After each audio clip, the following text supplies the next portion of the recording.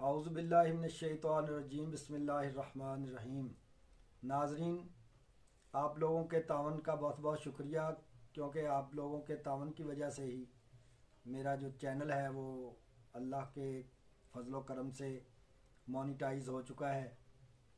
इसी चीज़ को मद्देनज़र रखते हुए मैं अपने नाज़रीन के लिए आज एक बहुत ही फ़ायदामंद और एक बच्चे से लेकर बूढ़े तक पूरी इंसानियत के जो है वो काम आने वाली वीडियो लेकर आया हूँ।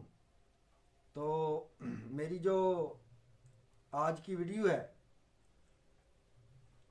ये है कि अगर कोई आदमी बेहोश हो जाता है, तो चाहे वो किसी भी वजह से बेहोश हुआ हो, तो आप उसकी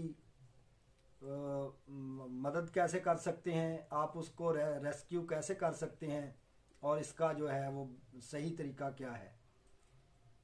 तो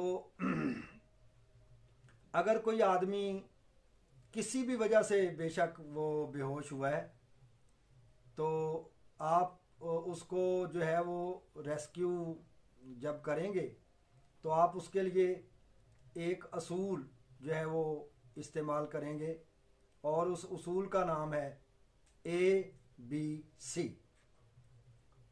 तो आगे चलकर मैं आपको बताता हूँ कि ए से क्या मुराद है, बी से क्या मुराद है, और सी से क्या मुराद है। तो नाजरीन, हमारे माशरे में अक्सर ये होता है कि अगर कोई आदमी किसी जगह पे किसी भी वजह से बेहोश हो गया है, तो उसके गिर्द जो है वो बहुत ज़्यादा हुजूम जमा हो जाता है। तो ये एक हमारे माशरे की बहुत बड़ी गलती है। तो अगर आप कहीं जा रहे हैं तो आपने देखा है कि किसी वजह से कोई इंसान जो है वो बेहोश हो गया है, तो आप सबसे पहले उसकी हिफाजत का जो इकदाम है, सबसे पहला इकदाम वो आप ये करेंगे कि आप हजूम को हटाएंगे, आप लोगों को पीछे हटाएं। अच्छा, लोगों के उसके ऊपर जमा हो जाने से उसको क्या नुकसान पहुंचेगा? लोग अगर उसके ऊपर जमा हो जाएंगे तो लोग ऐसा करते हैं कि उसके इर्द गिर्द दायरा बना लेते हैं, और जो ऑक्सीजन, जो बेहोश शख्स होता है उसको इंतहाई ज़्यादा ऑक्सीजन की ज़रूरत होती है होश में आने के लिए। तो जो ऑक्सीजन उसकी तरफ जानी होती है वो ये लोग उसके इर्द गिर्द जमा होकर वो ऑक्सीजन रोक लेते हैं, और उसकी तरफ जाने वाली ऑक्सीजन जो है ये हजूम इस्तेमाल करता है, और जो ये हजूम और कार्बन डाइऑक्साइड छोड़ता है वो उसको जारी होती है, और वो और भी उसके लिए जानलेवा साबित हो सकती है। तो इसके लिए सबसे पहला काम जो है, अगर आप किसी बेहोश आदमी को देखते हैं तो आप सबसे पहला काम करें कि हजूम को हटाएं, और बेहोश शख्स के पास जो है वो सिर्फ एक या दो आदमी रहें। और अब हम आते हैं कि इसके बाद क्या करना है। सबसे पहले हजूम को हटाया, और उसके बाद आपने ए फॉर एयरवे, उसका एयरवे क्लियर करना है। तो नाजरीन, एयरवे क्या है? एयरवे ये है कि जो बेहोश शख्स है, हो सकता है कि जिस वक्त वो बेहोश हुआ हो, बेहोश होने से पहले हो सकता है कि वो कोई चीज़ खा रहा हो, तो उसके मुंह में कोई चीज़ हो सकती है, वो अगर उसके हलक में फंसी हुई हो तो वो उसके लिए जानलेवा साबित हो सकती है। तो सबसे पहले आप उसका एयरवे क्लियर करें, उसके नाक को भी चेक करें, और उसके मुंह को खोलें, और उसके हलक को चेक करें। अपनी उंगलियां जो हैं, अपनी शहादत की उंगली उसके हलक के अंदर लेकर जाएं, और चेक करें कि उसका जो हलक है वो क्लियर है। तो अगर उसमें कोई चीज़ है तो वो आप निकाल दें, और इस तरह से उसका जो एयर वे है उसको आप क्लियर करें। और इसकी मज़ीद तफसील में जाने से पहले एक मैं यहाँ पे मेरे जहन में आ गई है, वो ज़रूरी बात मैं आपको बताता चलूँ। वो ये है कि मैंने कई लोगों को रेस्क्यू किया है, और लोग हमारे माशरे में जब कोई बेहोश होता है तो कहते हैं कि इसके मुंह में पानी डालें, बेहोश के मुंह में पानी। कई लोग जो हैं वो दूध और उसमें घी डाल के ले आते हैं कि ये इसको पिलाएं। तो ऐसा हरगिज़ मत करें। जो बेहोश शख्स है उसके मुंह में किसी किस्म का लिक्विड नहीं डालना चाहिए, क्योंकि वो तो बेहोश है। अगर उसके मुंह में किसी भी किस्म का लिक्विड आप डालेंगे तो वो उसकी सांस की नाली में चला जाएगा और ये उसके लिए जानलेवा साबित हो सकता है। तो बेहोश होने वाले शख्स के मुंह में हरगिज़ भी पानी या किसी किस्म का लिक्विड मत डालें। तो ये गलती जो है वो बिल्कुल ना करें, और अगर कोई ऐसा करता है तो उसको फ़ौरन रोकें।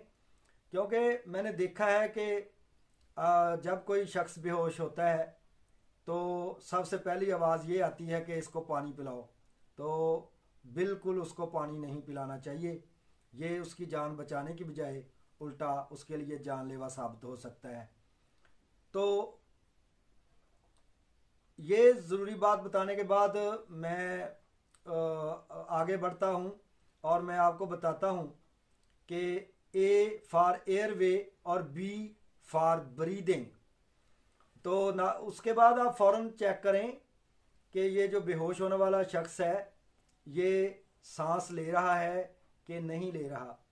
और अगर उसकी सांस रुकी हुई है तो आप उसकी सांस बहाल करें। तो उसकी सांस बहाल करने के मुख्तलिफ़ तरीके हैं, और उसकी सांस जो है वो आप इस तरह से, एक आसान तरीका मैं आपको यहाँ बता देता हूँ, और मैं और भी बहुत सारे अच्छे अच्छे तरीके जो है वो सांस बहाल करने के अपनी आने वाली वीडियो में वो अमली तौर पर बताऊँगा। और इसमें मैं ज़बानी तौर पर आपको ये एक अच्छा और आसान तरीका बताता हूँ कि आप उसका मुंह खोलें और उसकी नाक को अपने बाएं हाथ से, बाएं हाथ की उंगलियों से उसके नाक को दबा लें और उसका मुंह खोलें और अपने अंदर बहुत सी हवा खींचें। अपने अंदर बहुत सी हवा जो है वो सक करें, हवा भरें अपने अंदर, और फिर अपना मुंह जो है उसके मुंह के साथ लगाएं। और आप एक इंसान की जान बचा रहे हैं। आप बिल्कुल भी ये ना सोचें कि ये इंसान नस्ल के लिहाज से कौन सा है, ये मुस्लिम है या गैर मुस्लिम है, या कोई अच्छी नस्ल से है या कोई अदना नस्ल से है। तो उस वक्त आपने सिर्फ ये सोचना है कि इंसान अशरफुल मखलूक़ात है और सब इंसान बराबर हैं, और अल्लाह के यहाँ सिर्फ और सिर्फ वो बेहतर है जो मुत्तकी और परहेज़गार है। तो ये अल्लाह बेहतर जानता है कि कौन बेहतर है। कोई काला या कोई जो आपको बज़ाहिर बहुत घटिया नज़र आ रहा है वो पता नहीं अल्लाह की नज़र में कितना आला होगा। तो उस वक्त आला या कम दर्जे का या आला दर्जे का सोचे बगैर आपने ये काम करना है, और उस फ़ौरन उसके अपने अंदर जो है वो हवा भरें काफ़ी ज़्यादा, और उसके मुंह के साथ मुंह लगाएं, और वो अपनी सारी हवा जो है वो उसके मुंह के अंदर, मुंह के ज़रिए से उसके अंदर दाखिल करें। और फिर ये करने के बाद उसका जो नाक है वो छोड़ दें, मुंह को दबाए रखें। नाक को जो है वो जो नाक जिन जिन उंगलियों से आपने नाक दबाया हुआ है वो उंगलियां आप ढीली कर दें, ताकि जो आपने उसके अंदर उसके फिफरों के अंदर जो हवा भरी है आपने, वो नाक के ज़रिए से खारिज हो। तो ये अमल जो है वो आप 5 दफ़ा, 10 दफ़ा, 20 दफ़ा भी चाहे आपको करना पड़े तो आप करें, जब तक वो अपने तौर पर सांस लेना ना शुरू कर दे तो आप ये अमल कर सकते हैं।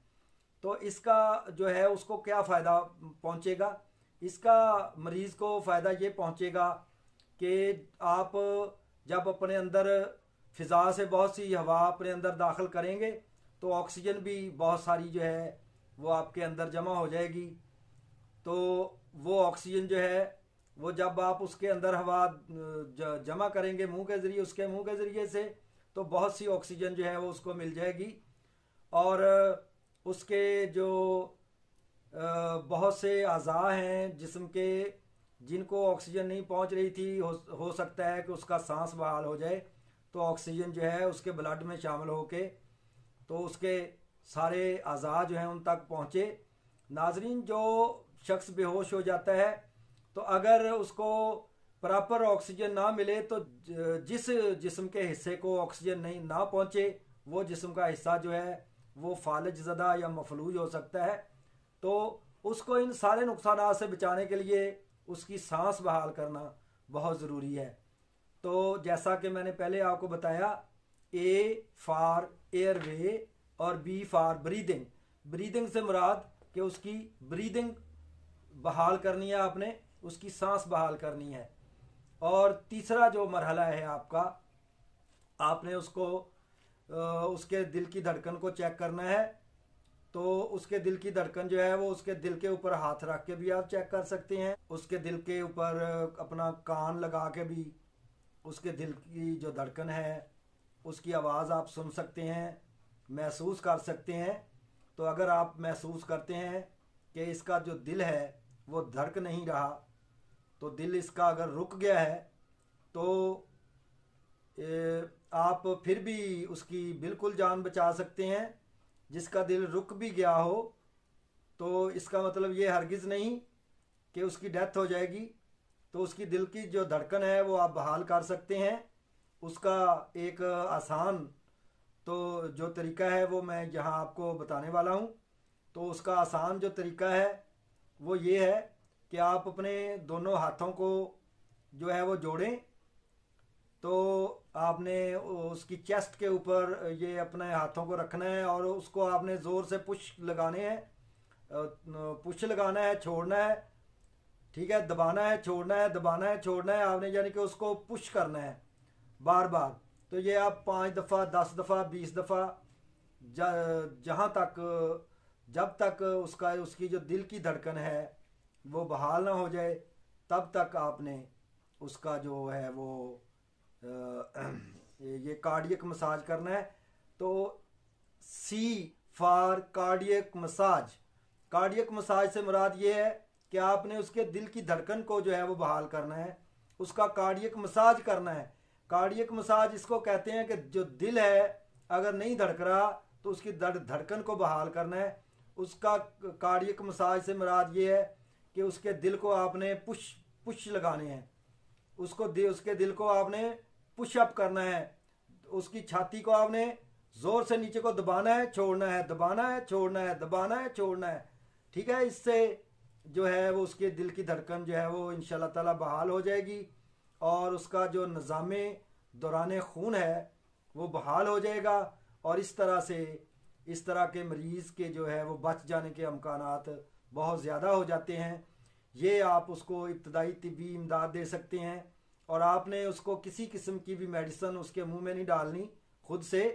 और ये इब्तदाई तिब्बी इमदाद देने के बाद जब वो थोड़ा सा होश में आ जाए, उसके दिल की धड़कन जो है वो बहाल हो जाए, तो आप उसको जो है वो किसी करीबी हॉस्पिटल में भेज सकते हैं।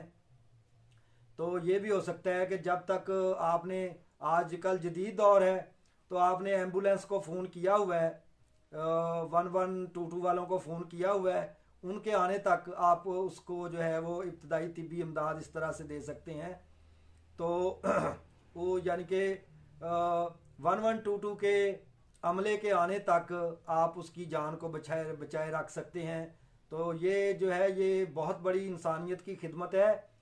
तो ये मैं 9th 10th क्लास में जब था तो मैं स्काउटिंग में हिस्सा लेता था।